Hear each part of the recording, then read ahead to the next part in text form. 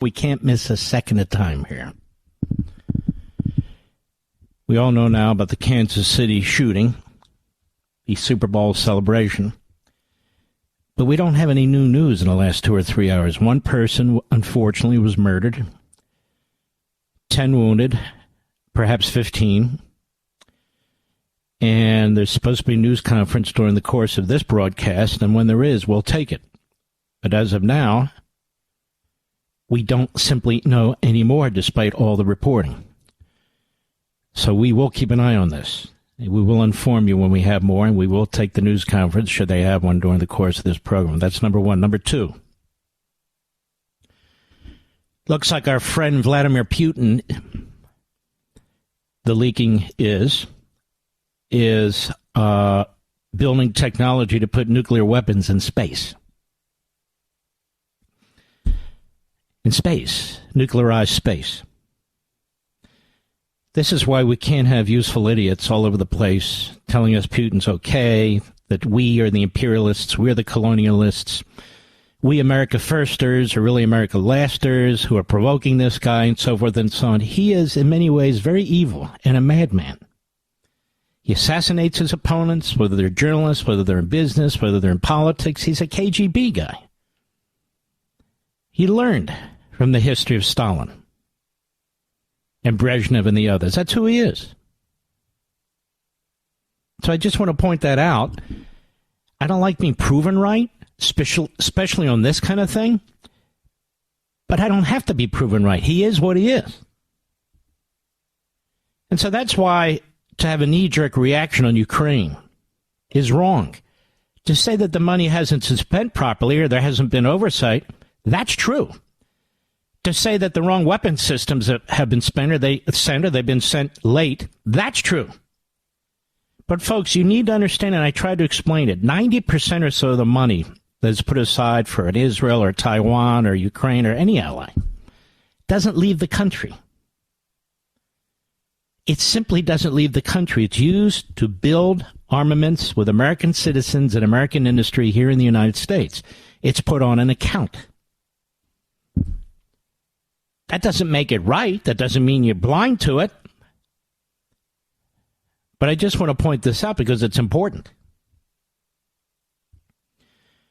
And while Russia and Putin are doing what they're doing, Iran is an eye blink or two away from having a nuclear weapon too. Now, I want you to keep something in mind. When Trump was president, Iran was close to destruction. The way Reagan destroyed the Soviet Union, Trump was destroying Iran. Destroying it. Iran now is all muscled up. It's got its weapons, and it is close to finish on its nuclear development, which it's been working on. But it's rushing it now because Biden is the president. And Israel's busy. And Biden views Israel now as the enemy. I'll get to that later in the show. But I want to talk about something that's very, very important, as well as all these other issues that are very, very important. We keep hearing people like Jamie Raskin go to the microphone because the press want him to go to the microphone. He is basically an irrelevant member of the House who's pushed into these impeachment, cases because he's a Marxist who taught the Constitution. His father was a Marxist. He's a good hitman. And so they embrace him like they embrace Bernie Sanders and AOC and the others, the Marxists / in some cases Islamists, and they put him out there. You are being lied to about impeachment. You're being lied to, and others are just too incompetent and inept to know about it.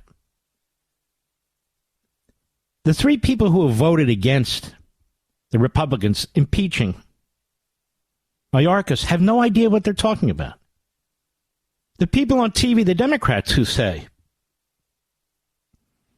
that this is an impeachable offense and it leads to terrible, terrible precedent, they're lying whether they know what they're saying or not. And, of course, the media give them a platform. We do this show a little differently. I don't take your intelligence for granted. You're smart. I don't care if you went to high school, You graduated from high school, you went to community college, you went to four-year college, you became a lawyer, you're a PhD, you went to a poison ivy school. It doesn't matter. Most of what I learned on my own. Rush went to college for one semester and said it's not for him. Certainly one of the smartest people I've ever known. So none of that matters. If you are an independent thinker and you want to understand how things work or supposed to work and so forth, that's good enough. In all these impeachments and all the discussions about impeachment, the greatest authority on impeachment in relatively modern times, who wrote the most important book on impeachment, period, was Raoul Berger. He was a Yale professor. He wasn't a lawyer. Fairly liberal, very good friend with Bob Bork, but he called them as he saw them. And he did the most extensive, comprehensive, detailed analysis of impeachment in its history ever. Ever. And he did it some time ago. I remember reading this as a kid, 1973, when all the Nixon stuff was going on. I have the same book in my hands right now. I dusted it off. It's called Impeachment, The Constitutional Problems by Raoul Berger.